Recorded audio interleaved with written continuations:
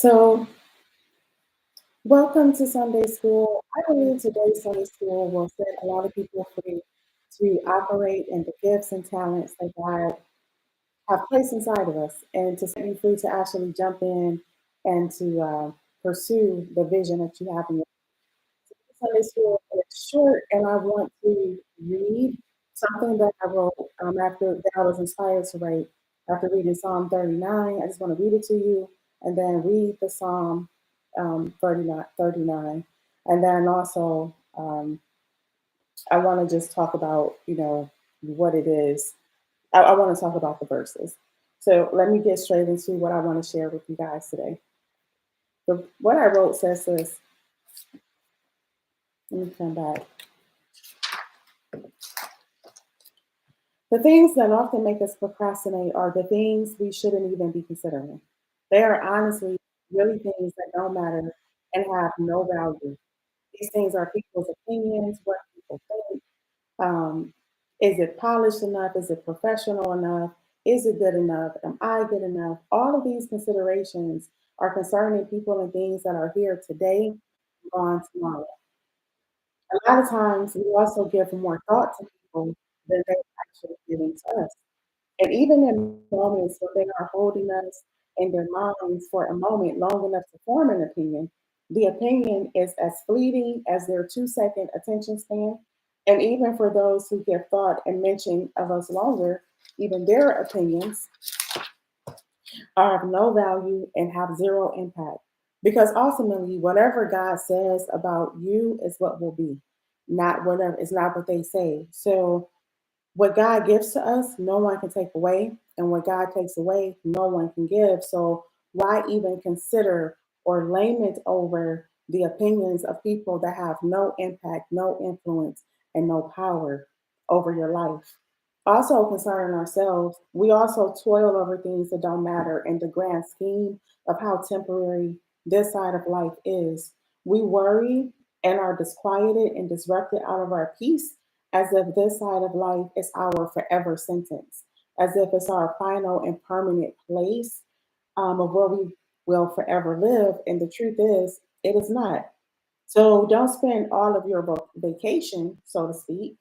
Don't spend all of your vacation days or your days away from home scrambling to gather up souvenirs that can't take you.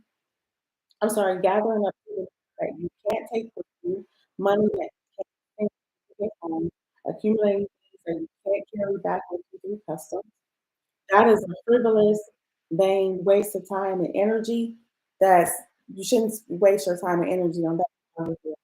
Focus on what really matters. And the real value of the voyage is spending time with your family, discovering God, doing the work that God created you to do, releasing the gifts that He created you here, that He sent you here to release, connecting with God and discovering God. Those are the efforts that are worth your everyday energy because the value of those things hold their value and transcend when you leave this place and when you transition back home or back to heaven. So, and that is the way life is, right? So is life. So lay not up for yourself treasures away from your home, that where you have to leave. What sense does it make for you to store up treasures that you have to leave behind? And when you leave them behind, they're going to accumulate dust, accumulate rust, and moth is going to come in and eat it. Why would you waste all of your time accumulating those things when you have to leave them behind? And that's what's going to become of them. But accumulate the treasures whose values transcend even after you leave this place and go to your eternal dwelling. So accumulate the treasures that don't accumulate dust, that don't accumulate rust. The moths do not come in and eat. So when you're digging for treasure, dig for God, dig for the truth, dig for your relationship with time with family, dig for your relationship with God, because those are the treasures that hold value. Those are the treasures that hold value in heaven and on earth. Those are the treasures that when you leave, they don't just accumulate dust, rust, and become of no value at all. So everything else, right? Every other pursuit outside of these things are vanity at their best. So don't fret over things that don't matter. People's opinions, whether or not what you have is good enough for them to embrace, whether or not they think whether or not they think you're good enough. Remember, only what God says about you will be. So your only relationship that matters and the only opinion that matters is your relationship with Him, and His opinion is the only one that matters. And guess what? God is a very loving and a very gracious God. The way He critiques things and the way He sees things and the way God sees what you do is through the eyes of love and through the eyes of grace and through the eyes of acceptance. And He's not a harsh critic. He's a loving person who God is a loving God. God is a loving God. He's a compassionate God, and He loves everything about you. So treasure those things. Strengthen that relationship, strengthen those relationships. And when you live life from a point of understanding how temporary, how temporary this side of life is, and how temporary and how non-existent, not even temporary, but how non-existent the power of other people's opinions are. When you understand how non-existent um, another person's impact and influence is over your life, it frees you to live life freely, to explore all of the visions and the dreams and the ideas that you have. A lot of times, the only reason that we don't explore the ideas that we have, and a lot of times, the only reason we don't jump in is because we're afraid of what other people may see and how they may receive it. And that's why often we lament over, is it professional enough? Is it polished enough? Is it good enough? Because we don't want the criticism. A lot of times we're trying to avoid criticism.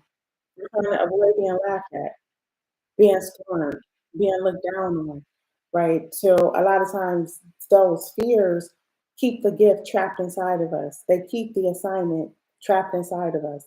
And I just want to free you and let you know that you have to give birth to things at their infant state and be okay that they're at their infant state. Just like, imagine how crazy it would be for a woman to expect to give birth to an adult, right? You know, it doesn't work like that. You give birth to the baby, and the baby evolves and develops and grows into an adult. But as silly as that sounds, we do the same thing with our gifts and with our vision and our ideas. We see the end vision and we see what we're trying to build. And a lot of times we don't want to give birth to it or release it into the world until it is in its adult state. But that's just as silly and just as unreasonable as the expectation of giving birth to an adult person. You give birth to things in its infancy. You allow it to grow and you allow it to evolve into the mature state that it will be. So what I'm saying specifically is, if you have an idea for a podcast, but all you have is your phone, go live on your phone. That's the end state of your podcast. You may have the vision of the lights and the editing and the color grading and the color treatment and the B-roll. That's the end vision. That's fine. But don't wait until you have all of those things in place to release the message and the ideas that God placed on your heart. Be okay and be confident in releasing the baby state of the podcast, which may just be you getting live on your laptop or tablet or phone, and that's it. If you are a singer or songwriter and you have the end vision of the song, the production, the sound quality, all the instrumentation, but the only thing you have right now today is your voice. Sing the song and just sing it. And that's you releasing the song, giving birth to the song, and allowing the song to have life so that it can grow and evolve into the bigger production that you have the vision of. But if you never give birth, it can never grow, right? So if you never push out the idea, if you never push out the vision, if you never let it be in its infant state, if you're too ashamed to reveal it, to release it in its infant state, you never give it life. You never give it the chance to mature and to blossom into the mature adult, so to speak, version of the vision that you see. And like I said, the reason I'm bringing this up is because a lot of times the only reason we feel intimidated or subconscious about it is because of the opinions of others. A lot of times, perfectionism, the motivation behind it is to avoid criticism, is to avoid someone saying that it wasn't good enough, to avoid feeling like it's not good enough. Release yourself from that. Release yourself from that burden and understand that you're make room for you and give birth to the room so that it can grow and expand and make room for you. So I love you so much. And this verse or this inspiration of this Sunday school came from Psalm 39, verse 4 through 7, or verses 4 through 7. So I want to read them to you. It says, Lord, make me to know my end and the measures of my days, what it is that I may know how frail I am. Behold, thou hast made my days as a handbreadth, and mine age is as nothing before thee. Verily, every man at his best state altogether is vanity. Selah. Surely every man walks in a vain show. Surely they are disquieted in vain. They heap up riches and know not who shall gather them. And now, Lord, what wait I for? My hope is in you. So I hope that verse speaks to you. I encourage you to hold dear to that heart so that you keep, I'm sorry, hold that verse dear to your heart so that you keep yourself mindful of just how temporary the things that you worry about are, and so that you can shift your focus on the things that really matter and the things that have eternal value. And those things are your relationship with God, first and foremost, discovering who He is, reading your word, praying, talking to God constantly, discovering the gift that He placed inside of you, the work that He placed you here to do, doing that work, completing that assignment, releasing your gifts into the world, spending time with your family and loved ones, spreading love and joy, happiness, peace, creating great experiences. Those are the true treasures. Don't get caught up in the money and the materialistic things and the cars and the houses and the clothes, right? Don't let the bulk of your energy be in the accumulation of things that are just going to accumulate dust and be moth eaten when you leave here. Focus on the things that really matter. And the crazy thing about it is, as the word tells us in Matthew chapter 6, that when you focus on the kingdom things, all those other things are added to you anyway, right? I'm not saying to do it for that reason, but I'm just saying focus on the things that really matter, your purpose, your relationship with God, and having the courage to live free because you are free from caring about the opinions of other people who have zero power and zero impact over your life. I love you so much. Live free. Just release your gifts into the world. Don't be self-conscious or subconscious about releasing things in their infant state.